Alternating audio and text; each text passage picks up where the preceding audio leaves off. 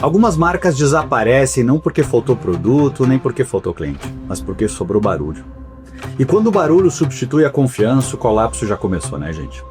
Só que ninguém percebe. É o mesmo erro que transforma grandes ícones em commodities, é o erro que transforma, sei lá, grandes gigantes em algo irrelevante. É o mesmo erro que está acontecendo agora, diante dos nossos olhos, com algumas das marcas mais admiradas do mundo. O problema não é a falta de tecnologia, não é a falta de investimento, não é a falta de marketing.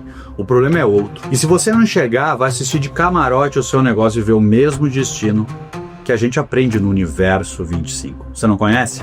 Você vai conhecer agora no Ponto Cego de hoje.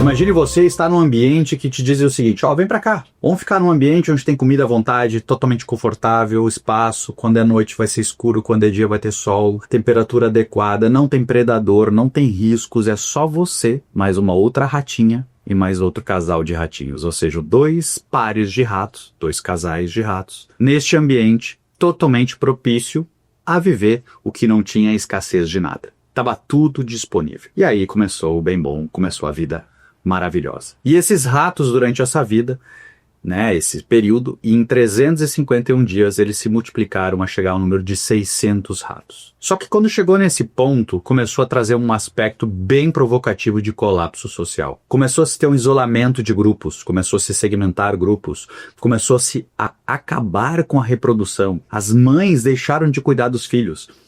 E a partir desse momento a gente viveu um caos social dentro desse experimento conduzido por John Calhoun, chamado Universo 25. Ou seja, não foi a escassez de algo que gerou um problema, não foi pobres e ricos, comida e não comida, foi exatamente o excesso de tudo sem propósito. E esse estudo que nos mostra que, mesmo tendo de tudo, a gente perde completamente os vínculos sociais, esse conforto extremo, na verdade, que acabou eliminando isso, ele traz uma provocação muito grande, porque depois desses 351 dias que esses 600 ratos estavam lá e que começou esse caos social, em menos de 2 anos, o último rato morreu. Ou seja, aquele ambiente que tudo indicava que nós teríamos milhares de ratos, ele ruiu. E ele ruiu, como eu já te disse, não pela escassez de algo, mas sim pelo excesso de tudo sem propósito. E qual é o panorama que eu trago isso para a nossa sociedade, para o marketing atual? Primeiro que tem um aspecto que é muito correlacionado com cultura empresarial, que é o mundo sem restrições, o mundo com tudo disponível, que as pessoas passam a não usar o seu melhor. Aí a gente tem uma similaridade grande com os ratos. Você poderia me dizer que a gente poderia, como sociedade, ter o mesmo problema. Sim, acredito que uma parcela do comportamento dos ratos, ela de certa forma até replicada, né, na nossa sociedade. Mas tem uma diferença muito grande do Universo 25 para o nosso universo, né, para o mundo real aqui, nós de seres humanos. É que nós precisamos de conexão. Nós temos uma necessidade de pertencimento, que de certa forma foi isso que fez a gente chegar até aqui, né? Foi a gente se unir em pequenos grupos e, com isso, a gente começou a enfrentar as grandes ameaças. E esse pertencimento e essa conjuntura composta que nos trouxe um diferencial. E o que tem a ver com marketing isso, Bush? Tem a ver tudo com o marketing. Porque se a gente olha a história, entende esses comportamentos que aconteceu, esse teste aconteceu na década de 70, a gente pode olhar muito do que tem acontecido ultimamente. Porque a gente vê muitas marcas hoje oferecendo conforto e conveniência sem criar comunidade, caindo na mesma armadilha do Universo 25. A gente precisa ter confiança, a gente precisa ter um propósito, porque se a gente estiver simplesmente gerando transformações, transações com uma empresa ou com uma influência de alguém, sem propósito, ela vai cansar. E aí a gente começa a vir na grande armadilha do barulho. Eu e você, a gente tem visto aí nos 4, 5 anos uma oportunidade muito grande das redes sociais, principalmente, que gerou uma escassez de ocupação mental para as pessoas, até porque a gente estava enclausurado por um período muito grande, e fez com que a internet ganhasse uma presença muito maior no nosso dia a dia. E de certa forma, naquela época, bastava você gritar na internet e você conseguia atenção. E com o passar do tempo, se entendeu muito de comportamentos. Como eu falei no último vídeo, a gente se segmenta na sociedade pelo consumo, não pelo conteúdo, pela riqueza real. O barulho, de certa forma, chama atenção. Falar mal de alguém chama atenção. Gerar conflitos, como a gente tem visto essa papagaiada aí de vídeos na internet de 1 vezes 30, né? E isso gera barulho, isso gera frisson, mas isso gera talvez algo que vai corroendo a confiança. Quando você grita muito, quando você quer chamar muito atenção, mas você não está entregando, você só está querendo capturar para você, a confiança vai indo. Se a gente olhar a própria Nike, né? A Nike acabou de mudar o seu slogan, ou temporariamente está se apropriando de outros slogans, porque o Just Do It, que foi o grande slogan que trouxe a Nike, que é muito mais a geração Z, a minha geração, que era a geração que eu tinha que achar meu propósito, eu tinha que achar meu caminho, eu ia superar as dificuldades. A Nike já entendeu que isso não funciona mais. Porque a mensagem ela é solitária. Quando eu falo que eu sozinho, eu sou o herói sozinho, que eu sou inatingível, que eu vou me tornar, que a minha energia, o meu foco vai trazer de fato o resultado, quanta gente você vê na internet falando isso e teve sucesso fazendo isso que fala? É que as pessoas, uma vez que elas têm sucesso, parece que elas se credenciam a dizer pra você como ter sucesso. Só que elas não te explicam como elas chegaram. Elas te explicam como elas querem te vender pra você comprar. O fato é que a gente precisa começar a se conectar. A gente precisa de um propósito, né? E o fato é que o propósito tem a ver com o que a gente confia. E o barulho, ele corrói, né, essa confiança. Algumas personalidades da internet, se for ver, elas queimaram a sua reputação de várias formas, né? Então vamos pegar o exemplo. Quantas pessoas da internet que a gente acompanha que apareciam no início e vendiam bastante. Mas elas achavam que quanto mais elas fizessem barulho, quanto mais elas aparecessem, mais elas iam crescer. E obviamente que por um período isso até acontece. Mas com o passar do tempo eu te pergunto hoje, 2025, como é que os de 2020, 2021, quem ainda está na internet? Porque as pessoas não quiseram mais estar? Não, é porque essas pessoas elas não estavam focando na confiança, elas estavam focando de que elas poderiam aparecer mais, vender mais, vender mais, vender mais, a ponto de hoje você sim, tem muita gente famosa pra gente olhar na internet. Muita gente que a gente conhece, mas muito pouca gente que a gente confia. E é isso que vai corroendo. Será que um negócio é o negócio que mais faz barulho para você até capturar um dinheiro de curto prazo e funciona? Ou o negócio é fazer algo que fique perene, algo que tenha confiança? Óbvio que eu não estou dizendo que não usar do marketing de atenção você vai se dar bem, mas eu tenho certeza que se você se apropriar do marketing do real, da confiança, e aí sim quiser usar um pouco de barulho, você vai ter muito sucesso, porque você não está fazendo sucesso pelo sucesso. Você está fazendo apenas uma estratégia de ampliar a sua voz, que tem a essência da confiança. Então a grande provocação que eu trago quando eu pego agora grandes marcas como Nike e tantas outras, é que elas já entenderam que só barulho não sustenta. A gente está muito acostumado no Brasil a ver gente que paga 1 milhão, 2 milhões de reais para aparecer no domingo num programa de televisão, e essa empresa vende muitos milhões depois disso. Isso funciona, mas isso funciona por um período limitado de tempo. É só você olhar o mercado. Será que a marca de carro que aparecia todo domingo, ela é hoje a marca de carro que tem lucro? Será que a empresa que te vende protetor labial vai continuar se dando bem, sendo que é uma das empresas que mais cresce em venda exatamente por usar atenção? Mas será que é uma empresa tão lucrativa quanto vai ser em médio prazo como os outros pares da indústria? Essa é a provocação que eu começo a trazer aqui. O quanto a falta de confiança ou a falta de propósito, de conexão de algo confiável é o que vai distanciando as marcas. Porque no final do dia, eu e você, a gente até compra novidade, a gente até presta atenção, a gente até tenta perseguir o sucesso de alguém. É legal você estar vendo alguém crescer e aquilo meio que motiva a gente. Mas com o passar do tempo a gente começa a aprender e ver, peraí, só ele ganha dinheiro? Peraí, ele tá falando coisas que não tá entregando? Peraí, precisava dizer que isso aqui aconteceu? Precisava expor essa situação? Precisava chamar atenção para qualquer coisa? Precisa criar movimentos só para lacrar? E aí a atenção vai indo, e essas pessoas, elas cada vez tentam criar fatores novos e já não conseguem, então é mais barulho com pouco resultado, e aí elas começam a se perder no poder, porque ser famoso é um negócio assim maravilhoso, mas no final do dia, nós só estamos fazendo um negócio para um dia no que a gente acredita, que é o certo, que é o que a gente confia. E a confiança, conforme o barulho vai crescendo, ela vai diminuindo. E a gente tem muitos ensinamentos no mercado que é que eu vou entrar agora com você. E aí vem a grande provocação, né? Mas qual é o modelo, Bush, que funciona no mercado? Eu não vou te dizer o que eu acho, eu vou te dizer de fato os dados que apontam, como o mercado funciona. Você tem que entender que o mais importante é aquele que tem mais confiança, não o que aparece mais. No meu próprio segundo livro, eu falo muito sobre contexto e propósito, né? E coerência, e eu quero te dar um exemplo disso. A Amazon, quando ela nasce, em 94, era um momento que na sociedade todos nós questionávamos, pô, será que a internet vai realmente ser esse lugar seguro de comprar? E se eu comprar e não gostar? E se o produto chegar atrasado?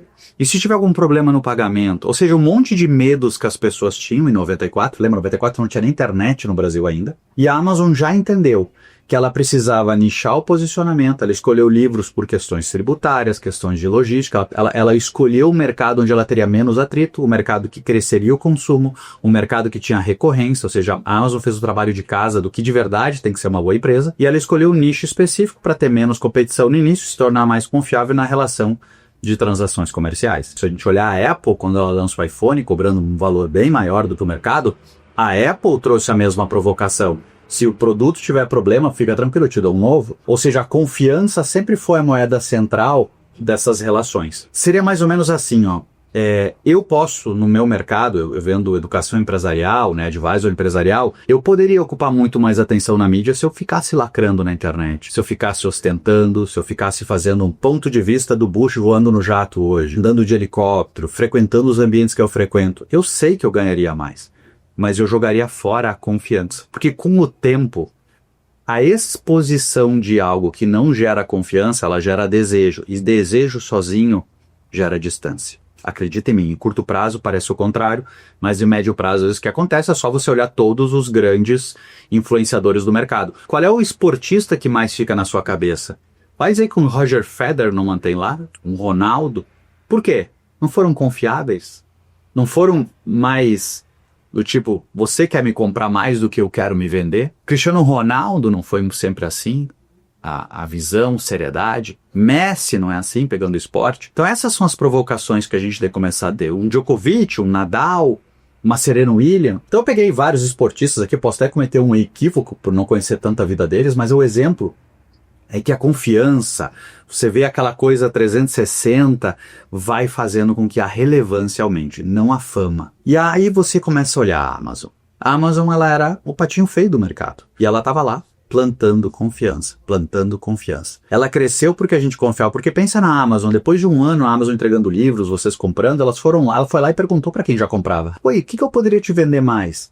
E as pessoas deram várias respostas. Eu queria comprar água, eu queria comprar, sei lá, pneu de patrola. Cada um pediu alguma coisa. Então o que ela entendeu? Não importa o que eu venda, importa o jeito que eu fui consistente na forma de fazer. Por isso que ela promete entregar em 3 dias, entrega em 1. Por isso que nos Estados Unidos ela tem quase 80% das residências pagando uma mensalidade para usufruir dos benefícios dela, porque ela entendeu que consistência e confiança fazem com que a gente veja uma marca que é coerente no que se propõe, e não tem o porquê ficar trocando por alguém que faz mais barulho. Só que aí surgiu uma ameaça para a Amazon ao longo do início dos anos 2000, chamada Zappos. E a Zappos era uma empresa que ela ameaçou pelo quê? Ela vendia sapato pela internet. Só que a Zappos, ela ameaçou pela confiança.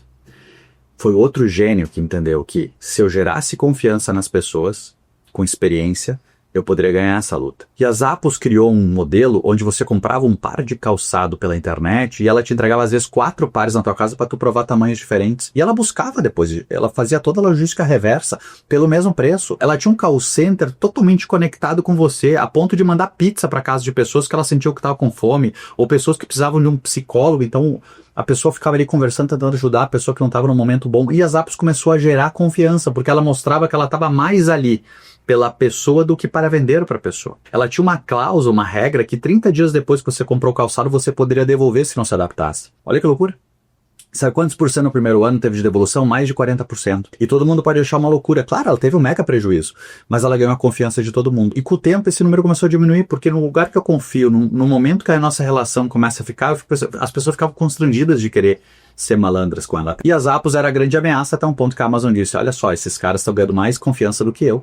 Eles têm um modelo que ameaça o meu, então ela foi lá e comprou eles por mais de $1 bilhão e botou eles na geladeira até hoje. O fato que a Amazon entendeu que a maior ameaça para ela não era alguém que vendia tudo, não era alguém com mais dinheiro, era alguém que tinha entendido a lógica do Trusted Hub. É isso que eu defendo muito de ecossistema. O ecossistema, na verdade, é um ambiente de confiança.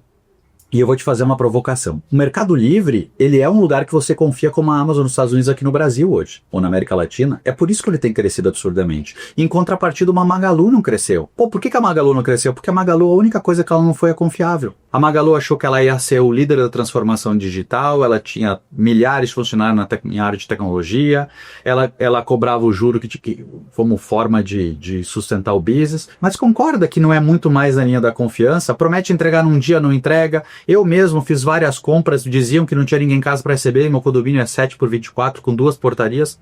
Não faz o mínimo sentido. Então começaram a não proteger a confiança, e sim o glamour da tecnologia, da inovação, como eu sou o Jeff Bezos aqui da América do Sul. E a gente viu onde isso está chegando, né? E o Mercado Livre não, ele entendeu que era confiança, prometeu entregar, entrega. Chegou no dia tal, o produto é qualidade, tem que devolver. O seller no desenho do Mercado Livre não está do lado do cliente. O seller é um fornecedor, gente. Cliente é cliente.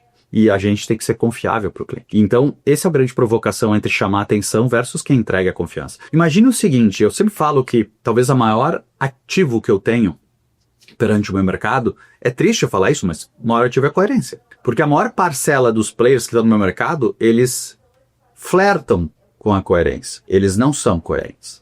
Porque, vou te dar um exemplo.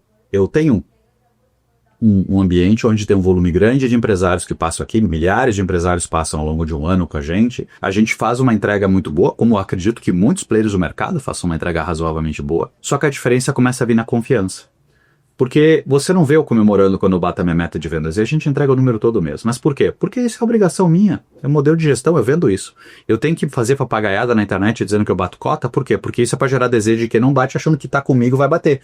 Mas no final do dia tu sabe que não é isso que bate cota. Tu sabe que o ambiente hostil de ameaçar, de dar cartões para as pessoas, é um ambiente que gera alto turnover. E com o passar do tempo, tu começa a ter um ecossistema de clientes. Agora imagina eu poderia vir aqui e vender um espaço de palco da minha empresa para uma outra empresa falar e eu ganhar dinheiro por isso. Mas eu não estou rompendo a confiança de um cliente que pagou um valor que eu determinei para vir aprender comigo e eu vendi o meu palco porque eu ganho mais dinheiro de outra empresa. Quanto é que tá a confiança aqui? Será que se daqui a pouco os clientes que estão no meu ecossistema virem me pedir um advisor, eu vou dar meu advisor para ele ir para a direita e justamente na direita tem um parceiro de negócio meu onde aquele parceiro de negócio meu vai me comissionar? Ou é um sócio que eu tenho oculto?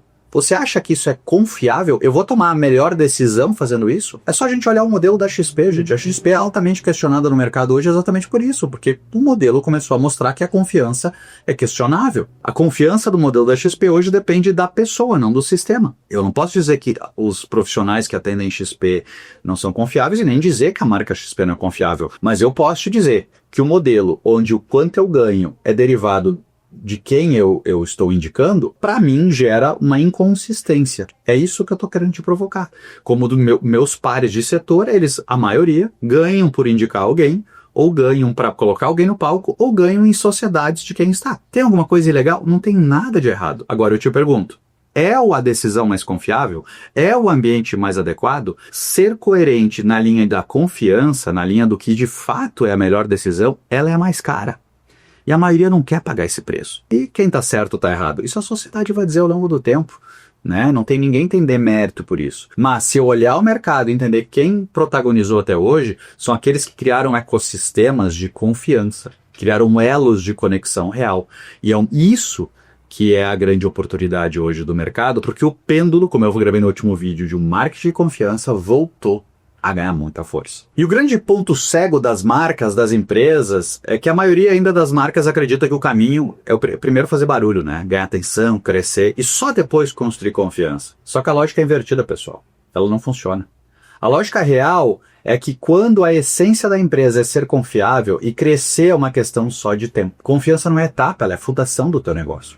Quando eu olho uma Lululemon, ela destruiu o modelo que existia. Ela construiu de fato uma comunidade antes de ter escala. Ela se tornou a maior IPO do mercado de varejo, é uma das marcas que mais vende por metro quadrado nos Estados Unidos. A confiança está no estilo de vida e na cultura que fez aquele movimento. Hoje a gente escuta muito barulho da Alo criando esse mercado. Ela criou o Santuário, fantástico. Mas ela vai ter que se provar no tempo ainda, porque ela pode até fazer barulho e dar a impressão que uma Lululemon não é tão confiável. Eu, olhando os números, vejo que a Lululemon ela tem uma confiança.